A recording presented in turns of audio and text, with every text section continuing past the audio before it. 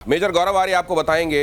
आज जब हम खबरों को बताएंगे उनके साथ विश्लेषण चर्चा बहुत ध्यान से सुनिएगा। उसमें आपको वो भी पता चलेगा जो आज तक आपकी आंख कान में अभी तक आया नहीं है। और हमारे साथ एयर मार्शल पीके श्रीवास्तव भी जुड़ रहे हैं। टेक्नोलॉजी कैसे गेम चेंजर होने वाली है, बहुत अहम विषयों पर उनसे बातचीत होगी। ऑपरेशन सिंदूर का नया सबूत, इस खबर के साथ शुरुआत। नया सबूत एक बार फिर सामने आया। मारे गए आतंकियों को दफनाने की तस्वीरें सामने आई हैं। बहावलपुर में मसूद के परिवार के सदस्यों को दफनाया गया था। आतंकी मसूद अजहर के परिवार के 14 लोग मारे गए, ये बात हमने आपको बताई थी। और अब 7 मई की तस्वीर में 21 कब्रें दिखाई दे रही हैं। परिवार के सदस्य कहते हैं किथ एंड किन्स, रिश्तेदार, नातेदार, पट्टीदार। आप इस तरीके से जानते हैं कि ये रिश्तों में अलग अलग लेवल के लोग होते हैं। इसी तरीके से अलग अलग लेवल पर मसूद अजहर के साथ जो रिश्तेदारियां थीं, उनमें से 21 की कब्र की तस्वीरें यहां सामने आई हैं। 14 वो लोग जो सीधे सीधे जुड़े हुए थे मसूद अजहर से। बहावलपुर में ऐसा जोरदार प्रहार आतंक के इन पालने वालों पर हुआ, ये हम आपको लगातार बता रहे हैं। ऑपरेशन सिंदूर को प्रमाणित करने वाली, ऑपरेशन सिंदूर में होने वाला जबरदस्त प्रहार जो ये हुआ है, इसकी तस्वीरें एक बार फिर से सामने आ गई हैं। और ये यहां पर जब आप देख रहे हैं, यहां पर आप ये गिनती जारी रखिए। ये 21 गिनतियां जब मसूद अजहर कर रहा होगा तो शायद उसके दिमाग में एक आध बारी आया होगा कि इस तरह की न जाने कितनी गिनतियां जो दर्दनाक होती हैं, हमने भारत को गिनने पर मजबूर किया है। और वो लोग तो निर्दोष थे, बेकसूर थे। मेजर गौरव आर्य, ये जब इस तरीके से अपनों को ले जाकर अपनों का कोई खून देखता है, हम कई जगह पर ऑडियो टेप आया सामने कि हम रो रहे हैं, हम थक गए हैं, अपनों का जनाजा ले जाकर लाशें गिन कर। और फिर बीच में उसमें एक धमकी भी कहीं छिपी हुई, वील्ड धमकी भी सुनने को मिलती है। कोई चेंज, कोई हृदय परिवर्तन की उम्मीद कहीं की जा सकती है ऐसे लोगों से? नहीं, इसमें एक तख्ती लगेगी मौलाना मसूद अजहर की, तभी हृदय परिवर्तन उसका 6 फुट जमीन के नीचे होगा। उसके पहले कोई भी उम्मीद करना कि इस आदमी का हृदय परिवर्तन हो, ये नहीं होने वाला। मैं तो कह रहा हूं एक मिसाइल इसके ऊपर मारो, सीधी बात है, इसको खत्म करो, इसका टंटा काटो। क्योंकि ये जो आप दिखा रहे हैं ना कब्रों में, जिसमें मोहम्मद हमजा जमील, मोहम्मद गजवा, मोहम्मद उमर, मोहम्मद जुबैर, मोहम्मद जमील अहमद, ये पूरा का पूरा जो इनका प्रोग्राम है, इनके खानदान का ही तो प्रोग्राम है ये। यहाँ पे एक मौलाना मसूद अजहर की भी तख्ती टंगे, तब जाके इनका हृदय परिवर्तन होगा। भाई ये आदमी जो है, ये आप लड़ किसके साथ रहे हैं? आप असुर शक्तियों के साथ लड़ रहे हैं। सबसे पहले क्लियर कर लीजिए, ये जो लड़ाई है भारत पाकिस्तान की, ये 2 देशों के बीच में नहीं है, ये देवों और असुर के बीच में लड़ाई है, असुर शक्तियों के बीच में। तो जब ये नहीं जाएगा जमीन के नीचे, जब तक इसका हृदय परिवर्तन नहीं होने वाला, दिनेश, जब तक भय नहीं घुसेगा, भाई बिन होए न प्रीत। हाँ, भय नहीं घुसेगा, भय ऐसा घुसे कि दिल कांपने लगे, तभी हृदय परिवर्तन होगा। पहली बार महसूस तो किया होगा मसूद अजहर ने, महसूस तो किया होगा। महसूस किया, बहुत महसूस किया। आवाज भी तो आई थी, काश मैं मर जाता। आवाज भी तो आई थी, तो मुझे उठा ले अल्लाह। उठा ले अल्लाह। तो उठाने वाली आवाज क्यों आई? ये भय वाली आवाज थी। इनको भय से आप भर सकते हैं, इनको किसी उसी भावना से नहीं भर सकते। भय के अलावा और किसी भावना के भरे जाने की कोई उम्मीद नहीं है। और मेजर गौरव आर्य तो ये कह रहे हैं कि ये 6 फुट जमीन के नीचे जब तक नहीं जाएंगे, वहां सड़ते हुए असल में जो परिवर्तन शरीर में होता है, वो इसमें कोई हृदय का परिवर्तन हो तो हो जाए, लेकिन हृदय परिवर्तन भावनाओं के हिसाब से हो जाएगा, ये समझा नहीं जा सकता। ऐसे लोगों के साथ तो ऐसा नहीं होने वाला। भारत के हाथों पिटने के बाद पाकिस्तान का बड़बोलापन जरा देखिए। पाकिस्तान के रक्षा मंत्री ख्वाजा आसिफ का एक और झूठ, भारत के 10 फाइटर को गिरा सकते थे हम। ख्वाजा आसिफ ने कहा 5 ही गिराए क्योंकि मातम हो जाता। और जब मैं ये आपको दिखा रहा हूं, पीके श्रीवास्तव लगातार हंसते चले जा रहे हैं।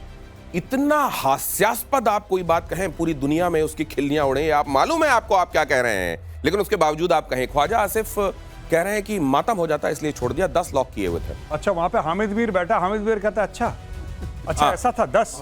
हामिद मीर वही बंदा है जिसकी छाती पे 2 गोलियां मारी थी पाकिस्तानी फौज ने, क्योंकि ये बहुत उछल रहा था साहब। यही था जो अजमल कसाब के घर में कैमरा लेकर गया था। ये गया था अजमल कसाब के घर में कैमरा लेने, दुनिया को ब्रेकिंग न्यूज देने कि नहीं अजमल कसाब जो है वो पाकिस्तानी है, ये देखो। उसके बाद इसको करा टाइट, इसकी कसी चूड़ियां। और आज ये तारीख है कि हामिद मीर के सामने वो कह रहा है कि हम 10 जहाज गिरा सकते थे। कह रहा अच्छा 10 गिरा सकते थे? हाँ 10 नहीं, मैं कह रहा हूं तुम 100 गिरा सकते थे, खुश हो जाओ बस। गौरव, ये सोशल मीडिया से पिकअप किया है ना यहाँ। पिछली बार तो कहा था इसने ना सोशल मीडिया में आया है, वहीं से पिकअप किया बेचारे ने। मैं तो कह रहा हूं सर, ये पता नहीं, ये अजीबोगरीब है पाकिस्तानी। पर लेकिन देखिए, एक बहुत बड़ी कहावत है कि जो कौम के रहनुमा होते हैं ना, वो वही मिलते हैं जो कौम डिजर्व करती है। ये लोग डिजर्व बिलावल भुट्टो करते हैं, ये लोग डिजर्व ख्वाजा आसिफ करते हैं। जो लोग ऐसी ऐसी छोड़ें, भाई साहब ऐसी ऐसी छोड़ेंगे, हम 10 गिरा। अब ये 10 का फिगर कब आया? अब देखना, ये कभी इसने पहले बोला था?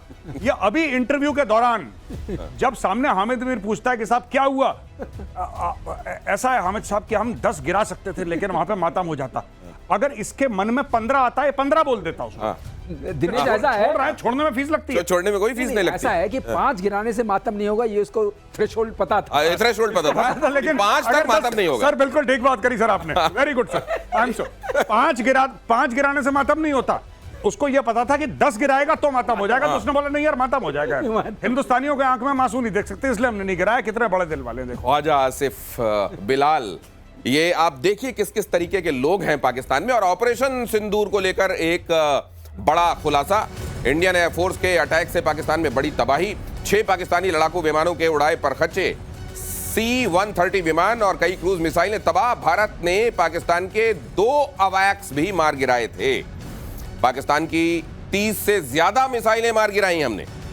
ये अब अवैक्स तो 2 ही हैं, अगर दोनों मार दिए गए हैं तो फिर क्या उनके पास अब कोई अवैक्स नहीं है? अब देखिए, ये छतरी लेके उड़ेगा, अवैक्स तो इनके उड़ गए। मुझे समझ में नहीं आता, ये जो बिलावल भुट्टो है ना, बिलावल भुट्टो की मदर का कत्ल आतंकवादियों ने कर दिया था। उसकी मदर बेनजीर भुट्टो का कत्ल कर दिया था। इसके नाना का कत्ल फौज ने कर दिया। और इस आदमी में इतनी गैरत नहीं है, इतनी शर्म नहीं है कि जिन लोगों ने इसकी मां को मारा, जिन लोगों ने इसके नाना को मारा, जिसकी अभी भी भुट्टो अभी जिंदा है, भुट्टो अभी जिंदा है, ये लोग जो डायलॉग मारते हैं पूरे सिंध में, ओ भाई तुम्हारे खानदान को साफ कर दिया इसी फौज, पाकिस्तानी फौज ने। इन्हीं आतंकवादियों ने तुम्हारी मां को मारा, इन्हीं दहशतगर्दों ने मारा, फिर तुम्हें शर्म नहीं आ रही, इन्हीं के तलवे चाट रहे हो। This is the moral character of Bilawal Bhutto. कोई और होता ना, कोई और होता तो चढ़ दौड़ता इनके ऊपर, लेकिन नहीं, इनको अपनी सत्ता बनाए रखनी है भाई साहब। कोई बात नहीं, अगर अपनी नाना और मां के कब्र के ऊपर अपना तख्त रखना और तख्त के ऊपर बैठ के राज करना हो तो इनके लिए वो भी जायज है। दे डोंट केयर, इनको कोई फर्क नहीं पड़ता। लेकिन बिलावल जब बोलते हैं तो आप जो खानदान बता रहे हैं, वो खानदानीपन, उनकी नफासत और अंदाज, जिस अंदाज में बोलते हैं वो झलकता है उसमें। अब पता नहीं क्या झलकता है साहब, मैं नहीं कह सकता कुछ ज्यादा। मैं आप फिर झलक की बात मत करिए। वो झलक जो मिलती है, वो उस झलक की बात नहीं करना चाहते। की बात मत करिए। हमारा कोई एक बात है, जो आपने अभी लिस्ट दी ना कि 6 विमान गिरे, 2 वो गिरे, 10 मिसाइल्स गिरी, एक्चुअली उससे कहीं ज्यादा है। अगर आप एस्टिमेट देखें और बहुत रिलायबल एस्टिमेट देखें, कम से कम 8 गए हैं विमान। और जो एयर डिफेंस यूनिट्स गई, जो रनवे तबाह हुए, जो हैंगर्स तबाह हुए, भुलारी में तो 80 फीट का बना गड्ढा ना हैंगर के ऊपर। तो ये सब चीजें जो हुई हैं, इसके लिए उसका कॉस्ट लगाएंगे, वो 5 से 7 बिलियन डॉलर आएगा। सर इन्होंने 10,000 रुपए का तिरपाल ऊपर से लगाया, कह रहा सब ठीक है। एंड अब बोलारी में बोलारी में सर तिरपाल लगा दिया उन्होंने, क्या कह रहा सब बढ़िया है, कोई दिक्कत नहीं, घर की बात है, ये तो तिरपाल लग गया। अब क्या दिक्कत, अब आप कैसे बात करेंगे? आप पाकिस्तान को आपने बोला हमने ब्रह्मोस मार दिया, वो कह रहे हमने तिरपाल लगा दिया। उनकी तरफ से सब चैप्टर 0 + 0 = 0, कहानी खत्म हो गई। वो कह रहे हमने तिरपाल लगा दिया। यहाँ ये ऐसे रो रहे हैं दिनेश, ये मार ऐसी पड़ी है कि कहते हैं ना, मारूंगा 10 गिनूंगा 2। ये उस टाइप वाली मार पड़ गई है इस बार। ये मार इतनी, और मारने वाला देखिए, खूबी देखिए इसकी कि मारने वाला कई जगहों पर ये नहीं बता रहा है कि मैंने कितना मारा, लेकिन जो पिटने वाला है वो पहले तो इनकार करता है, फिर कहता है मेरे को बहुत मार पड़ी है। और उससे पूछा अच्छा सही में मार पड़ी है? नहीं, मार नहीं पड़ी, एक्चुअली मैं पिटा बहुत हूं। ऑपरेशन सिंदूर को लेकर सीडीएस का बड़ा खुलासा। 10 मई की रात पाकिस्तान ने 48 घंटे युद्ध की प्लानिंग की थी, 48 घंटे लड़ाई करना चाह रहा था। सीडीएस ने कहा पाकिस्तान ने कई जगहों पर एक साथ हमले किए थे। सीडीएस ने कहा भारत के पलटवार से सिर्फ 8 घंटे में हैसियत पता चल गई। 10th of May at about 1 a.m. Its aim was to get down India to its knees in 48 hours. Multiple attacks were launched, and in some manner they have escalated this conflict, which we had actually hit only terrorist targets, but also into the military domain. From their perspective, it would have been rational in the sense they would have said that you use military means to hit these targets. But it was also rational on their part, operation which they thought they'll continue for 48 hours, folded up in about 8 hours. and on 10th, when they picked up the telephone and said they wanted to talk. And I think that the rationale behind this the realization coming in stemmed from two facts. That one is they must have assumed that if they continued this mode, they're likely to lose much more. 48 घंटे लड़ना चाह रहे थे भाई लोग और 8 घंटे में घुटने टेक दिए।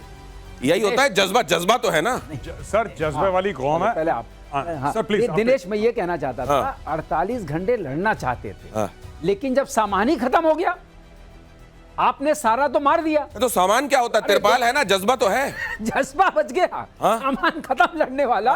तो उसने कहा भाई साहब नमस्कार, आप बताइए, बंद करिए इसको। अरे वो पंखों से कहा, हौसलों से उड़ान होती है, जज्बे वाली कौम है। फिर ये 8 घंटे में क्या हो गया? ये देखिए साहब, 8 घंटे इनका कुछ नहीं है। ये कह रहे थे कि ये 48 घंटे लड़ना चाहते थे।